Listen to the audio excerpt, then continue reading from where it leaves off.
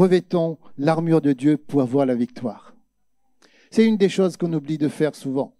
En tant que chrétien, on oublie vraiment souvent de se revêtir de l'armure de Dieu pour faire toute la différence. Vous savez, dans le monde naturel, un soldat porte une armure pour se protéger dans le combat. Vous savez, il en est de même dans le monde spirituel. Et ce matin, le premier verset que je voudrais partager avec vous, c'est un verset dans la Passion. Et je trouvais que ce verset était vraiment un verset vraiment qui touche les cœurs et en même temps. Je le partage avec vous et voyez vraiment vous-même comment ce verset est vraiment puissant. Il est dit dans Éphésiens 6 à partir du verset 10 au verset 13, dans la version Passion, « Soyez naturellement imprégnés de force par votre union de vie avec le Seigneur Jésus. Tenez-vous victorieux avec la force de sa puissance explosive qui coule en vous et à travers vous. » C'est bon de savoir. Il y a quelque chose qui coule en nous, c'est sa puissance.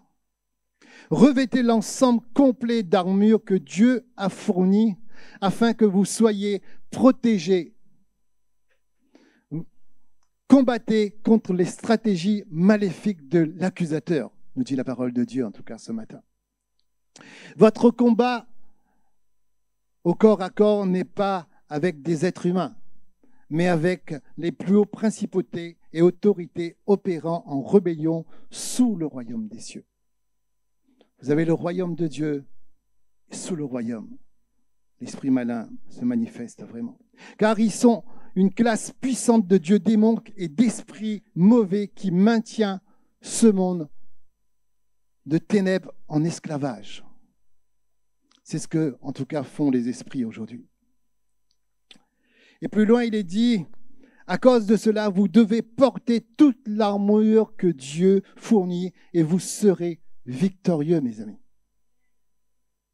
C'est en portant l'armure de Dieu que vous pouvez avoir la victoire.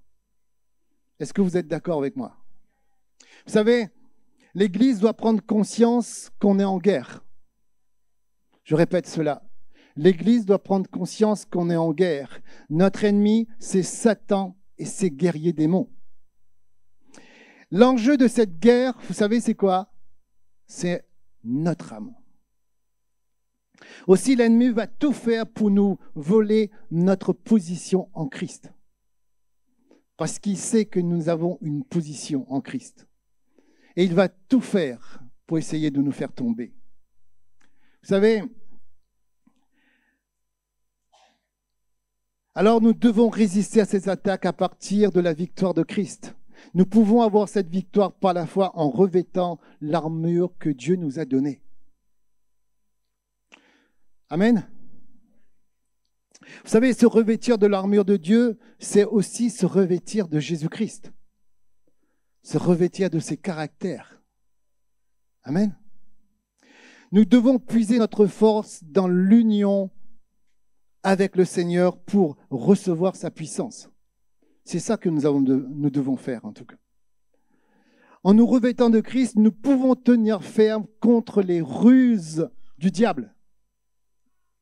Quand sa présence devient réelle en nous, mes amis, quand sa présence devient réelle en nous, nous recevons une nouvelle dimension de sa vie, de sa gloire, de sa puissance.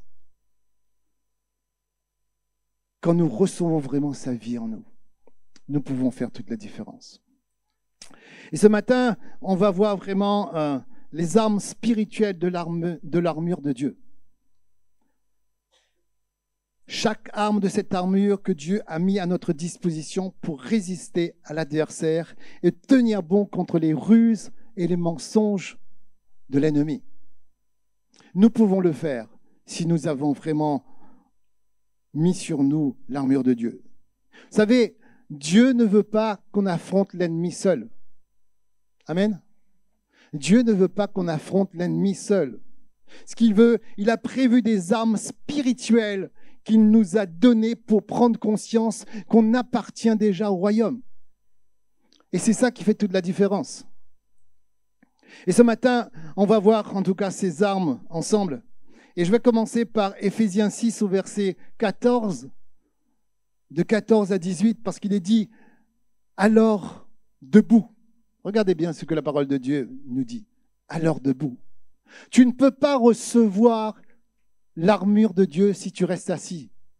Tu ne peux pas recevoir l'armure de Dieu. Parce que la parole de Dieu est précise là-dessus. Alors, debout. Presque il dit plus loin, prenez la vérité comme ceinture, mettez la justice comme cuirasse, prenez comme sandale l'ardeur pour annoncer la bonne nouvelle de quoi? De la paix. Toujours et partout, prenez le bouclier de la foi, avec lui, vous pourrez éteindre les flèches brûlantes de l'esprit du mal. C'est pas moi qui le dis, c'est la parole de Dieu qui le dit. Recevez aussi le casque du salut et l'épée de l'Esprit Saint, c'est-à-dire la parole de Dieu. Mais il est dit plus loin, écoutez bien ce qu'il est dit plus loin, priez sans cesse. Mais il est dit aussi, faites tous vos prières et vos demandes par l'Esprit Saint. Soyez attentifs et priez toujours fidèlement pour tous les chrétiens. C'est votre rôle à vous de vous protéger. Quand l'Église prie, l'Église peut faire toute la différence. Amen. Ce matin, le premier point que je veux voir avec vous, c'est la ceinture de vérité. Vous savez, la ceinture, la vérité, comme une ceinture, maintient tout en place. C'est ça, la ceinture de sécurité, de vérité. Quand je parle de vérité, je parle de quoi? Je parle de la parole qui est vérité. Elle doit organiser et soutenir notre vie spirituelle. La parole sert à ça, en tout cas. Au milieu de nombreuses voix et des options contradictoires, aujourd'hui, il n'y a que ça. L'ennemi fait tout aujourd'hui pour nous détourner de la parole.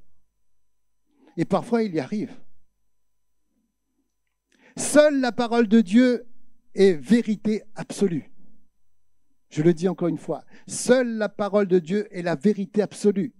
Quand elle est en nous, elle nous fait marcher sous la puissance de Dieu, mes amis. C'est pour cela qu'on a besoin de la parole de Dieu.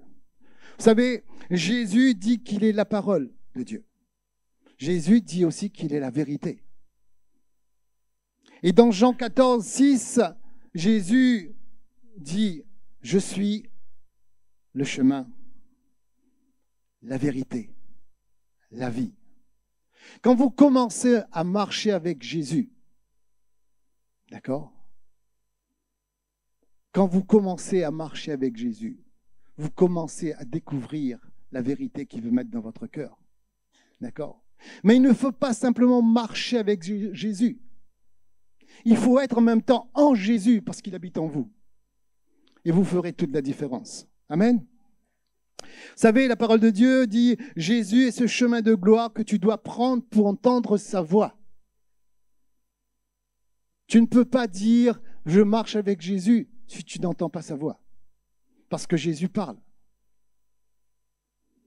Si sa voix résonne dans ton cœur, pour ainsi dire, dans ton âme, et que tu l'acceptes comme vérité, elle te transformera et amènera la vie dans toutes les situations et les mensonges de l'ennemi ne pourront pas vous atteindre.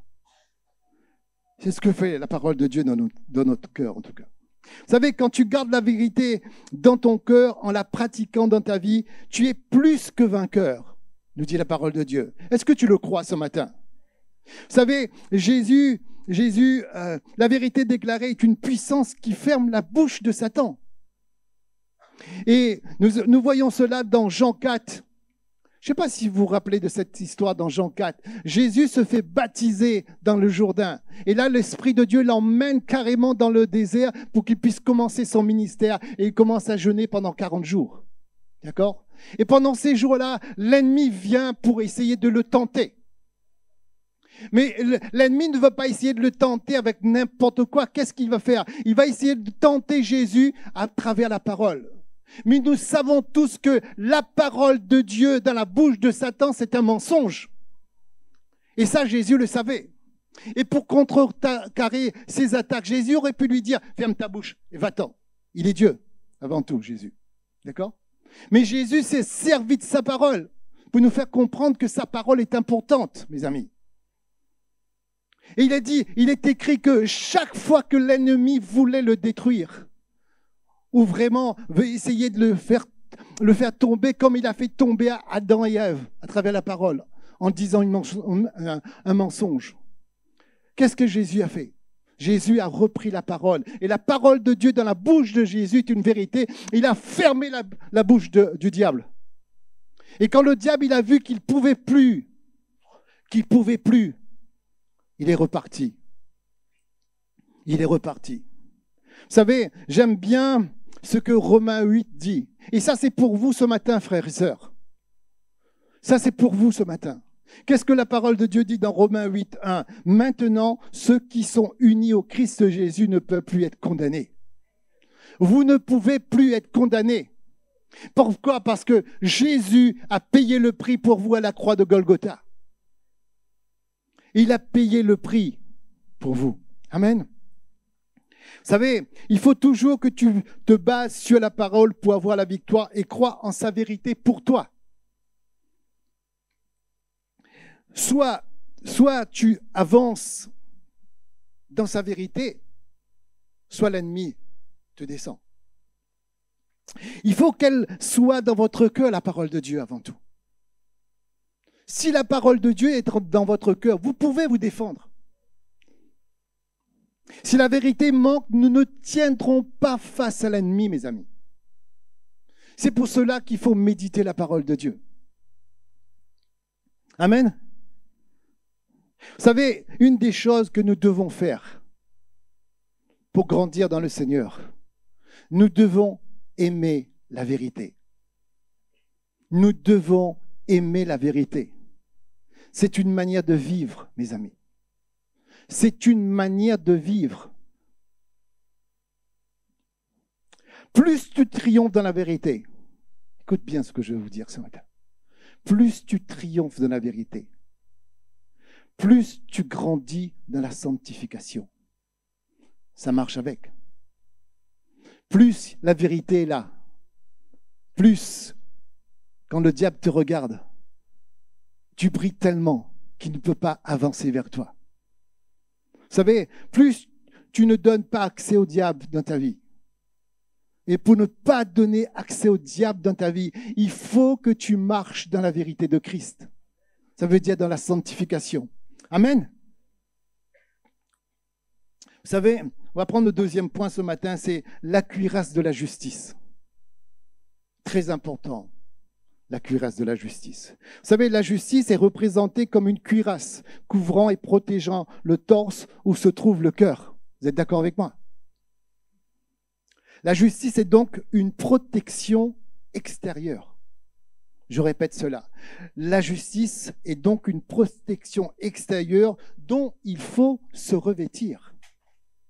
Amen.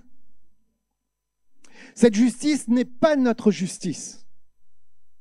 Ça, il faut que vous puissiez vraiment accepter ça. Cette justice n'est pas notre justice car nous-mêmes, nous sommes injustes et notre propre justice n'est pas une cuirasse. Pourquoi je dis ça? Parce que dans Romains 3, il est dit « Car tous sont péchés et sont privés de la gloire de Dieu. » Mais, il y a toujours un « mais ». Mais ils sont gratuitement justifiés par la grâce, par le moyen de la rédemption. Par le moyen de la rédemption qui est en Jésus-Christ. Amen. Vous savez, la justice qui peut nous protéger est celle que Dieu nous offre dans sa grâce. C'est cette justice-là qui peut nous protéger. Et dont nous pouvons nous revêtir gratuitement. Nous pouvons revêtir de cette justice gratuitement, mes amis. Nous sommes donc invités à revêtir, écoutez bien, nous sommes donc invités à revêtir cette justice par la foi. Et c'est là que vous allez avoir la victoire. Pourquoi je dis ça? Parce qu'il est dit dans 2 Corinthiens 5, au verset 21, « Celui qui n'a pas connu de péché, il a fait devenir péché pour nous afin que nous devenions en lui justice de Dieu. » Vous pouvez acclamer le Seigneur pour ça. Vous pouvez acclamer le Seigneur pour ça. Il a payé le prix à la croix de Golgotha. Il a versé son sang pour vous, pour que vous puissiez arriver devant le trône de gloire. Et quand Dieu le Père vous voit, il voit le Fils en vous. Parce qu'il vous a justifié. Vous savez, quand tu comprends que Jésus est ta justice, aucune flèche de l'ennemi ne peut t'atteindre. D'accord? Il a déjà payé ta dette. Écoute bien, il a déjà payé ta dette. Pas simplement dans le présent. Il a déjà payé ta dette dans le passé, dans le présent et dans le futur. Pour lui, c'est possible. C'est pour cela que tu peux dire, je suis plus que vainqueur. Dis avec moi, je suis plus que vainqueur. Il a payé ma dette. Amen. Vous savez, la foi en l'œuvre de Christ nous permet de nous cacher de l'ennemi. Elle nous fait comprendre ô combien Dieu nous aime. Mes amis, c'est une des choses qu'on oublie souvent. Quand Dieu nous regarde, il nous regarde comme ses enfants. Il ne nous regarde pas comme ses ennemis. Il a payé le prix pour vous à la croix de Golgotha en Jésus-Christ pour que vous puissiez vivre dans sa liberté. C'est ça qui fait toute la différence, mes amis. Amen. Ce matin, on va voir le troisième point. C'est les chaussures de l'évangile de paix. C'est encore une arme que Dieu nous a donnée. Il est dit, Dieu nous invite à chausser des chaussures qui nous permettent d'être à l'aise, en paix, même si le chemin est parfois rocailleux et parsemé d'épreuves. Il nous demande de chausser l'évangile de paix. Lorsque l'apôtre Paul décrit l'armure des croyants, il s'inspire en tout cas de l'équipement des soldats romains. Dans leur pactage, il y avait des chaussures spéciales. Ces guerriers avaient des chaussures spéciales et ces chaussures leur donnaient la stabilité pour marcher et aussi pendant le combat. Elles leur donnaient le pouvoir de tenir debout même si le terrain était glissant parce qu'ils avaient des chaussures spéciales. Et aujourd'hui, Dieu veut mettre des chaussures spéciales sur vos pieds. L'évangile est comme ces chaussures. Elle nous donne de la stabilité en tant que chrétiens. Elle nous donne de l'équilibre. Elle nous donne de l'équilibre, mes amis. Elle nous donne de l'assurance pour livrer les combats au sein des diverses épreuves qu'on a tous les jours. Si nous marchons en mettant notre confiance dans les promesses de Dieu, l'évangile, dans son évangile, cet évangile va nous communiquer. Vous savez quoi? Cet évangile va nous communiquer. Cet évangile va nous communiquer une paix surnaturelle. Mais cette paix surnaturelle est déjà en vous. Pourquoi je dis ça? Parce que dans 1 Pierre 5, il est dit au verset 7, « Déchargez-vous sur lui de tous vos soucis. » C'est ce que Jésus veut. Car lui-même veut prendre soin de vous. Et c'est une bonne nouvelle, ça. Amen. Vous savez, quand tu portes à tes pieds les chaussures de l'évangile de paix, tu es comme l'apôtre Paul. Je ne sais pas si vous vous rappelez cette histoire dans Acte 27. Il était en voyage dans un bateau et il y avait une tempête. Et tout le monde commençait à s'affoler parce que tout le monde pensait qu'ils allaient mourir. Mais lui, Paul, l'apôtre Paul, vous savez, il était en paix. Parce qu'il savait, Dieu lui avait dit, ne te tracasse pas. Je suis avec toi. Et je suis aussi avec toi, mais je suis aussi avec tous les gens qui sont avec toi. Mais c'est pareil pour vous, mes amis. Dieu est avec vous, mais Dieu est avec toute votre famille. C'est bon de savoir cela. Dieu est avec nos familles. Vous savez, il y a quelque temps de cela, quand je travaillais encore, les gens ont préféré des mensonges sur moi pour essayer de me faire quitter mon boulot, en tout cas. Mais quand je suis arrivé devant mon directeur, je ne savais que je n'avais pas fauté.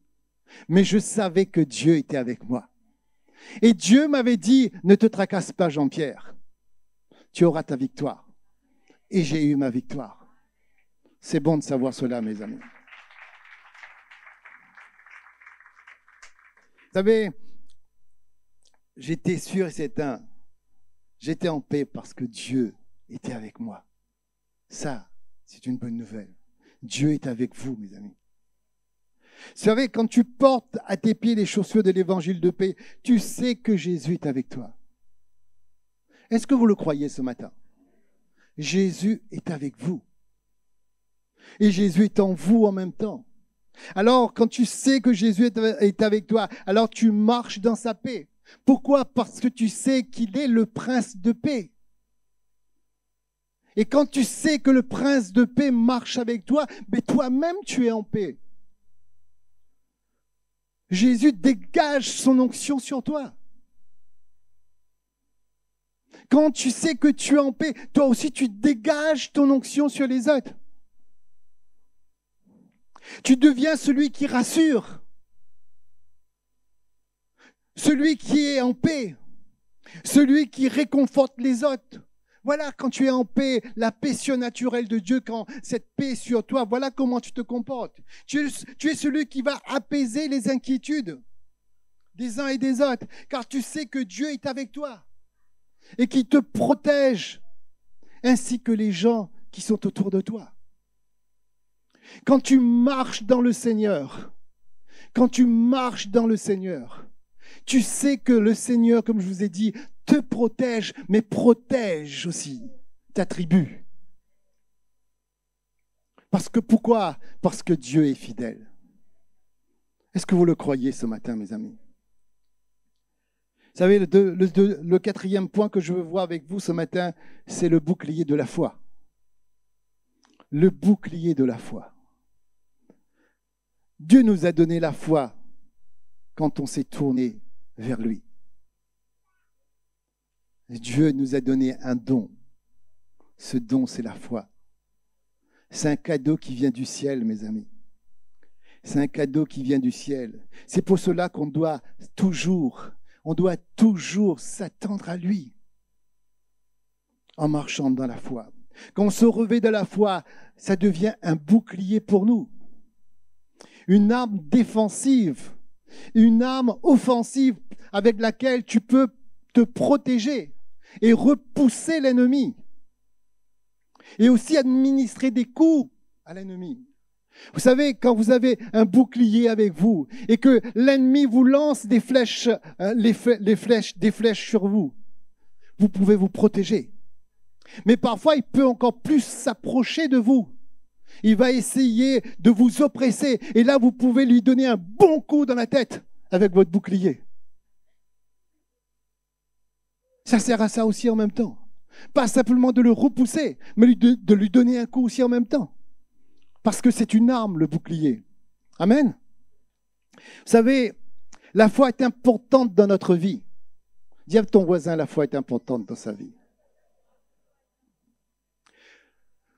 Aucun triomphe ne peut être fait sans la foi.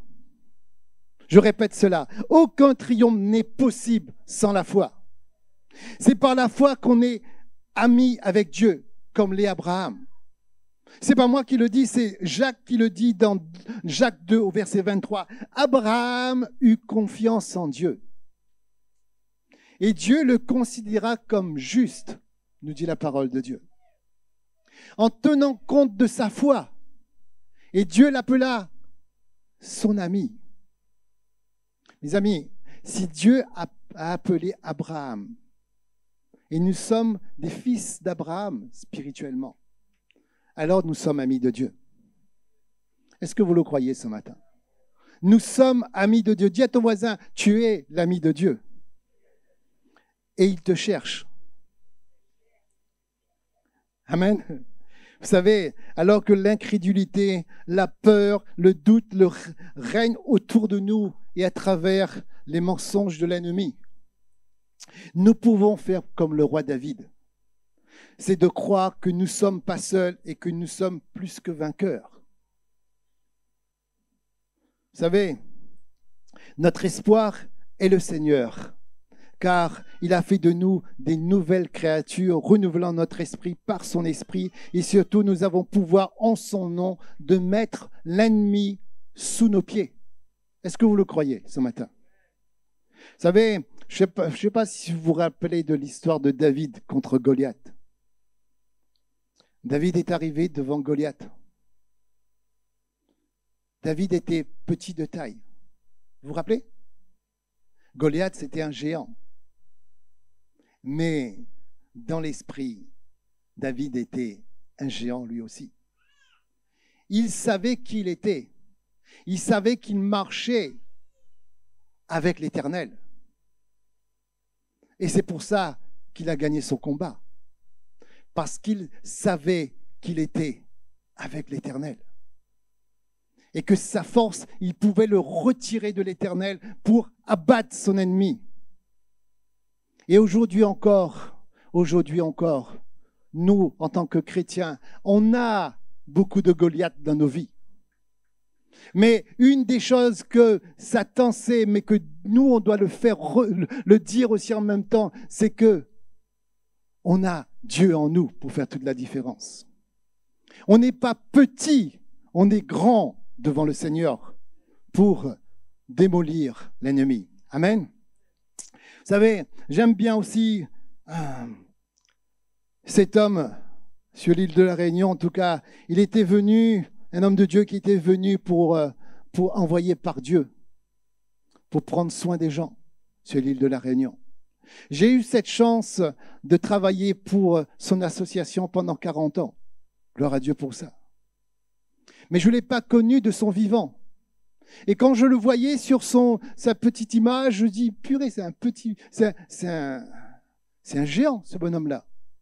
Mais quand je l'ai vu sur une photo, c'était un petit homme comme David. Mais dans l'esprit, il faisait toute la différence. Aujourd'hui encore, après des années, sa fondation existe toujours sur l'île de la Réunion. Et j'ai eu cette chance de pouvoir travailler pour cette fondation. Et j'ai vu vraiment la main de Dieu sur cette fondation, en tout cas. Gloire à Dieu pour ça. Tu vois, ce mec-là, il a su obéir à Dieu. Il savait que Dieu voulait se servir de lui, alors il a dit, oui, je viens. Je me mets debout pour te servir. Amen. Vous savez, quand tu sais que le Seigneur est avec toi et que tu veux faire sa volonté, il va te montrer qu'en lui, tu es grand. Amen. Amen. Ce matin, on va voir le 5e point, le casque du salut. Le casque du salut. On va prendre ce verset dans 1 Thessaloniciens, où il est dit, mais nous appartenons au jour. Nous appartenons au jour. Alors, soyons sobres, prenons la foi et l'amour comme vêtements de combat. Mettons comme casque l'espérance d'être sauvés. C'est ce que nous dit la parole de Dieu ce matin, en tout cas. Vous savez, le salut représente une personne. Est-ce que vous le savez? Le salut représente une personne. Et cette personne, c'est le Seigneur Jésus. Est-ce que vous le croyez ce matin? Cette pensée doit être vivante en vous si vous voulez grandir dans le Seigneur.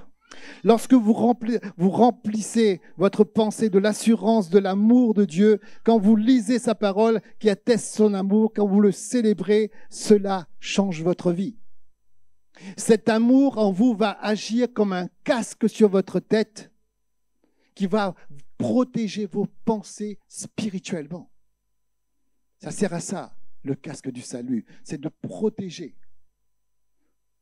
spirituellement vos pensées. Amen. Pourquoi je dis ça? Parce que dans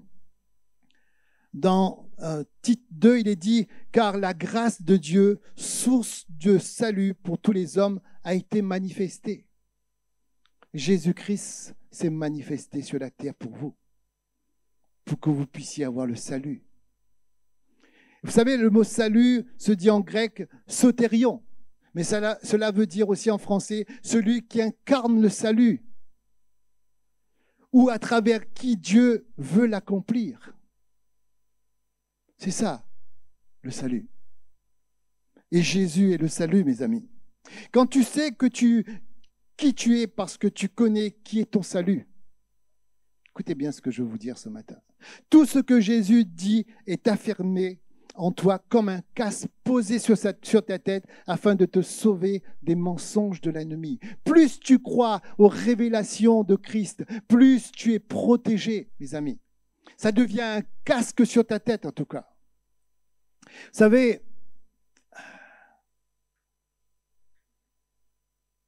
mes amis, nous sommes en guerre, que vous le voulez ou pas. Nous sommes en guerre et le champ de bataille est notre pensée. Le diable veut nous oppresser. Il veut inspirer en nous des mauvaises choses pour faire sa volonté, en tout cas. C'est ce qu'il veut faire. Des pensées qui ne sont pas à la gloire de Dieu. Quand les attaques sont là, si de votre côté, mes amis, vous proclamez les paroles que vous recevez de Dieu, vous verrez que ces paroles agiront en vous comme un casque qui va vous protéger de toute attaque de l'ennemi, en tout cas. Et ces attaques ne pourront pas vous atteindre. Mais tout est une question de vous et de votre foi avant tout. Vous savez, quand j'étais jeune en Christ, l'ennemi venait souvent m'attaquer dans mes pensées. Et il m'attaquait en me ramenant mon passé. Cela me faisait douter de qui j'étais vraiment. Mais un jour, alors qu'il m'attaquait, qu'il était vraiment en train de m'influencer, le Seigneur m'a dit simplement, ferme sa bouche. Ferme sa bouche. Alors j'ai fermé sa bouche. C'est alors que j'ai compris, à partir de ce jour, en faisant confiance en Dieu, j'ai pu faire taire l'ennemi chaque fois qu'il venait pour essayer de me déstabiliser. Et vous avez ce pouvoir en vous pour faire toute la différence. Quand l'ennemi, et je suis sûr et certain que souvent, l'ennemi ramène votre passé dans votre présent. Et souvent, il vous fait croire que c'est vous qui pensez comme ça. Mais vous oubliez souvent que vous êtes né de nouveau, que vous êtes devenu une nouvelle créature. Bien sûr qu'il va se servir de la chair pour essayer de vous faire tomber. Bien sûr qu'il va venir dans vos pensées, mais il ne va pas vous parler à la troisième personne, il va vous parler à la première personne et vous allez croire que c'est vous qui pensez comme ça. Mais comme il est dit, si vous prenez position au nom de Jésus, vous allez faire toute la différence. Vous savez, à partir de ce jour-là, en faisant confiance à Dieu, j'ai pu faire taire l'ennemi vraiment, mes amis. Et là, j'ai compris que l'ennemi peut venir dans mes pensées. Et s'il peut venir dans mes pensées, il peut venir aussi dans vos pensées pour essayer de vous faire tomber parce qu'il ne connaît pas votre futur, mais il connaît votre passé. Mais n'oubliez pas que vous êtes dans le présent de Christ aujourd'hui. Amen. Vous savez, j'aime bien, et ce matin, j'espère, je pense que je vais le déclarer avec vous ce matin, ce verset dans Romains 8, au verset 38. Il est dit, oui, j'en suis sûr, rien ne pourra nous séparer de l'amour que Dieu nous a montré dans le Christ Jésus, mon Seigneur. Et on va dire ensemble ce matin, ni la mort, ni la vie, ni les anges, ni les esprits, ni le présent, ni l'avenir, ni tous ceux qui ont un pouvoir, ni les forces d'en haut, ni les forces d'en bas, ni toutes ces choses créées, rien, dis avec moi encore une fois, rien ne pourra nous séparer de l'amour de Dieu. Donne une acclamation pour le Seigneur ce matin. Rien ne peut te séparer de l'amour de Dieu, mes amis. Rien. Et ça, il faut que vous puissiez vraiment le croire et marcher par la foi pour cela, mes amis. Une des choses que vous ne devez jamais oublier, c'est que Dieu vous aime. Vous devez le croire de tout votre cœur. Il a fait de vous ses enfants. Il a payé le prix en Jésus-Christ à la croix. Il a versé son sang pour ça. Pour que vous puissiez devenir ses enfants et vivre dans sa liberté, mes amis. Amen. Le dernier point que je veux voir avec vous, c'est l'épée de l'esprit. L'épée de l'esprit, la parole de Dieu. L'épée de l'esprit, dis avec moi, l'épée de l'esprit est la parole de Dieu. Vous savez, savoir utiliser la parole de Dieu contre Satan est l'un des principaux signes d'une maturité spirituelle. Ce n'est pas le fait d'écouter, de lire, ni même d'apprendre la parole qui rend le croyant mature. Ce qui rend le croyant mature, et le croyant mature est celui qui met la parole de Dieu en pratique après l'avoir méditée. Si tu médites la parole tous les jours, mais tu ne la mets pas en pratique, si dans la parole, Dieu te dit pardonne et tu dis je ne gagne pas, ça veut dire que tu n'as pas compris que tu as une vie surnaturelle. Amen. Vous savez, c'est en la mettant en pratique que vous pouvez reprendre les territoires que l'ennemi vous a volés. Et ça, vous pouvez le faire. Vous savez, Satan, écoute bien ce que je vais vous dire, Satan n'a pas peur de votre parole.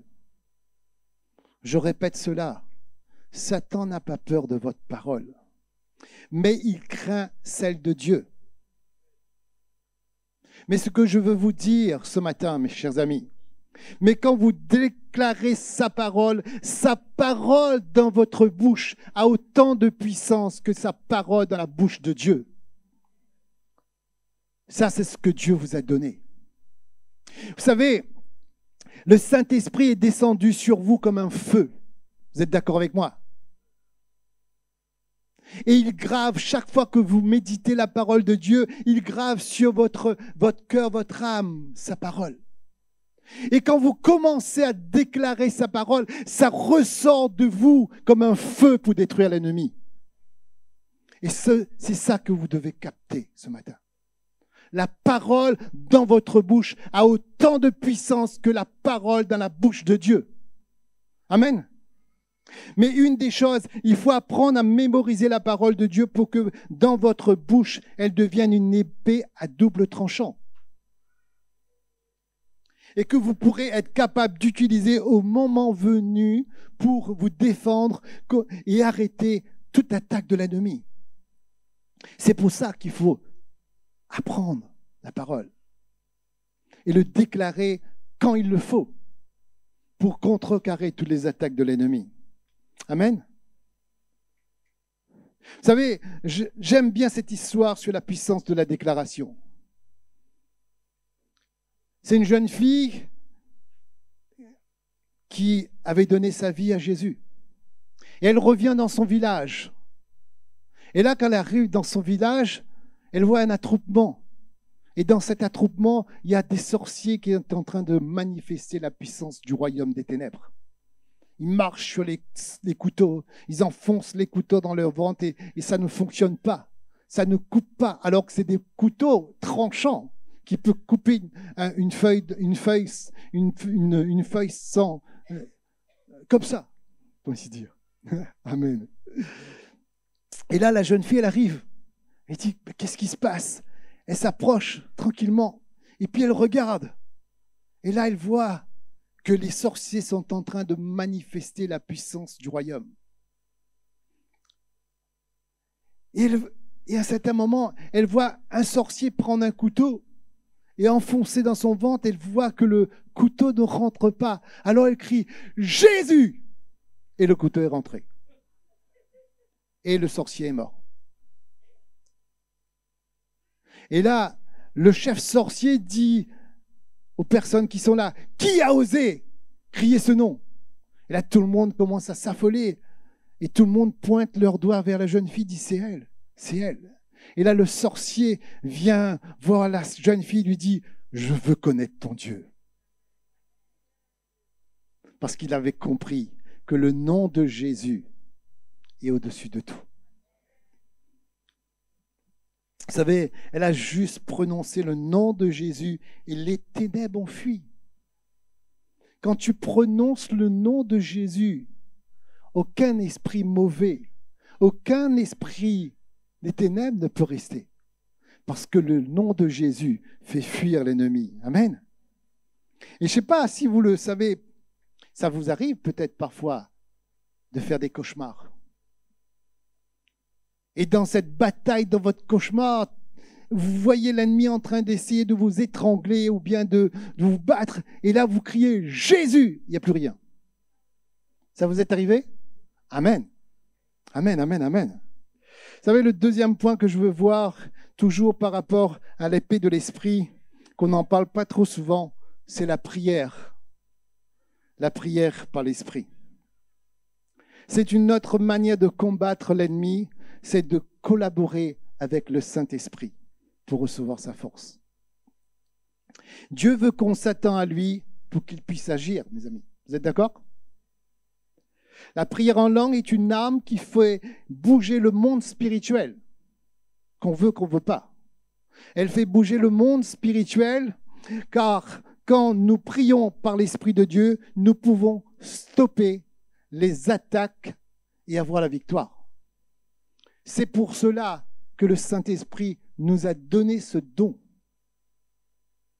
Parce que tout simplement, nous avons revêti l'armure de Dieu. Amen. Vous savez, dans Romains 8 au verset 26, dans toujours la version Passion, écoutez bien ce que cette version dit en tout cas sur la puissance de l'esprit. Et j'espère de tout mon cœur que vous allez prendre cette version pour vous. Parce que c'est une version vraiment puissante, parce qu'il est dit, de la même manière, le Saint-Esprit s'empare de nous dans notre fragilité humaine pour nous fortifier dans notre faiblesse. Le Saint-Esprit s'élève en nous. C'est bon de savoir ça. Je répète, le Saint-Esprit s'élève en nous pour intercéder en notre faveur. Dieu parle à travers nous. Dieu prie à travers nous. N'oubliez pas que le Saint-Esprit est Dieu. Le Saint-Esprit plaide avec passion devant Dieu pour nous, ses saints, en parfaite harmonie avec le plan de Dieu pour notre destinée. C'est pour cela que vous devez prier en langue. Parce que la prière en langue fait toute la différence, mes amis. Vous savez, l'Église destinée, vous êtes membre de l'Église destinée, mes amis. Mais c'est bon de savoir qu'on est une Église qui prie dans le plan parfait de Dieu. Vous savez, ça me fait plaisir de savoir que beaucoup de gens aujourd'hui, le mardi et le jeudi, intercèdent. Mais aujourd'hui, on a à peu près 90 à 100%, 100 personnes plutôt qui intercèdent le mardi et le jeudi. Mais vous pouvez faire de même. Parce que la prière du juste que vous êtes peut faire toute la différence. Et vous savez, une église qui prie dans le plan de Dieu devient une arme redoutable dans les mains de Dieu. Et j'aimerais que cette église destinée puisse être cette église qui fait toute la différence. Cette église qui amène la lumière sur la possession. Que nous puissions être ce phare qui allume et qui amène le feu de Dieu. Et Dieu veut se servir de chacun de vous. L'église, c'est nous, mes amis. Et nous pouvons faire la différence. Pourquoi? Parce que tout simplement, le Saint-Esprit habite en vous, mes amis. Amen. Ce matin, je vais conclure ce matin. Le temps passe tellement vite. Écoutez, il est dit, l'apôtre Paul nous dit que nous devons puiser notre force dans cette union qu'on a avec l'Esprit de Dieu, pour recevoir et manifester sa puissance à travers les armes qui sont à notre disposition, en tout cas, à travers l'armure de Dieu. Il faut comprendre qu'en Christ, nous sommes cette nouvelle créature que Dieu a créée. Pourquoi? Pour faire toute la différence, avec en même temps toutes les qualités de Christ. Toutes les qualités de Christ sont déjà en nous, mais c'est à nous de les mettre en pratique dans notre vie. Vous savez, Dieu a fait de nous des prêtres rois, dit des prêtres rois, pour déclarer dans l'atmosphère que nous sommes plus que vainqueurs. Dis à ton voisin, il est plus que vainqueur. Non, il n'a pas entendu. Dis-lui encore une fois. Ah, c'est mieux. Vous savez, mes amis, vous savez, c'est notre attitude de cœur qui va faire toute la différence. Je répète cela. C'est l'attitude de notre cœur. Si on arrive dans un lieu et on n'arrive pas à donner l'amour de Dieu, ça ne sert à rien. Si on arrive dans un lieu où les ténèbres se manifestent avec puissance et qu'on oublie qu'on est une lumière, on passe à côté. Mais Dieu veut qu'on agisse vraiment, mes amis. Vous savez, j'aime bien ce que Jésus nous dit dans Jean 16. Écoutez bien ce que Jésus nous dit ce matin. Et prenez-le en tout cas pour vous. Il dit, je vous ai dit ces choses afin que vous ayez la paix en vous. Et la paix en moi, nous dit Jésus. Vous aurez des tribulations, nous dit Jésus. Mais prenez courage. J'ai vaincu le monde. Jésus a vaincu le monde pour vous, mes amis. Et j'aime bien ce qu'il dit aussi dans Matthieu 28. Dans Matthieu 28, Jésus nous dit, n'ayez pas peur. Dis à ton voisin, n'ayez pas peur. Je suis avec vous tous les jours jusqu'à la fin du monde. Amen. Amen, amen, amen, amen, amen. Ce matin, pour finir, je voudrais qu'on puisse vraiment faire cette déclaration ensemble. Une prière pour recevoir l'armure de Dieu. Mais avant de faire cette prière, je voudrais juste vous rappeler ce que Éphésiens nous dit dans le chapitre 6. Il dit, alors debout.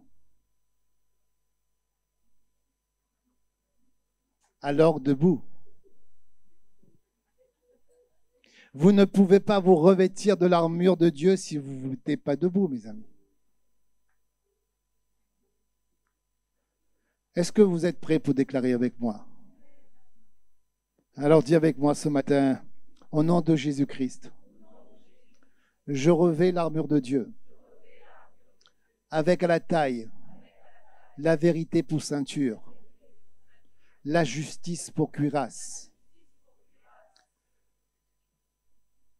les chaussures du zèle pour annoncer l'évangile.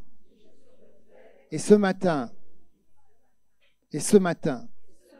je saisis le bouclier de la foi, le casque du salut, et l'épée de l'esprit, qui est la parole de Dieu.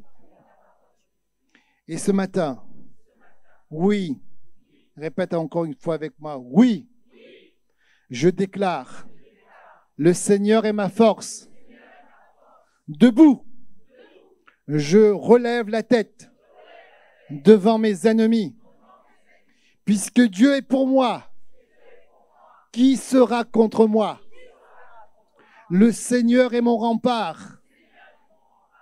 Il est mon secours, mon défenseur. En lui, je ne crains aucun mal. Amen. Acclame ton Seigneur ce matin. Merci d'avoir suivi ce message. J'espère que ce message a fortifié votre foi. Merci également pour tous ceux et celles qui nous soutiennent au travers de votre générosité. Vous avez en bas de votre écran un QR code qui vous conduira vers une page qui s'intitule jeveubénir.com. Merci de nous aider à propager sa parole. D'ailleurs, si ce message a fortifié votre foi et que vous connaissez quelqu'un de votre entourage qui aurait besoin de l'entendre, n'hésitez pas à lui partager ce message. Aussi, je vous encourage, si vous le souhaitez, à vous abonner à notre chaîne YouTube. Nous avons des messages nouveaux chaque semaine. Nous sommes aussi présents sur d'autres médias dont vous aurez donc les liens dans la description ci-dessous. En tout cas, merci de nous avoir suivis. Soyez bénis.